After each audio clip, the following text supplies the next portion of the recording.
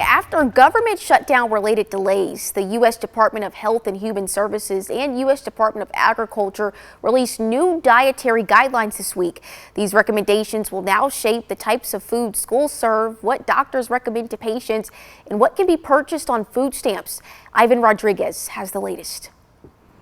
Every 5 years, Health and Human Services and the U.S. Department of Agriculture update the federal dietary guidelines based on the latest research. The new guidelines echo past advice, but also include some nods to HHS Secretary Robert F. Kennedy Jr.'s Make America Healthy Again movement, urging Americans to prioritize protein and healthy fats and limit their consumption of ultra-processed foods and added sugar. The new guidelines recognize that whole, nutrient-dense food is the most effective path to better health and lower health care costs. Officials say that following the guidance can help prevent the onset or slow the rate of progression of chronic disease, as well as lower health care costs. 30% of health care costs are directly attributable to obesity. The latest update will include images of an inverted pyramid that puts meats and vegetables in the whitest part at the top, flipping a long-standing visual of the American diet and moving away from the circular My Plate. Dietary guidelines shape dozens of federal feeding programs, including Head Start.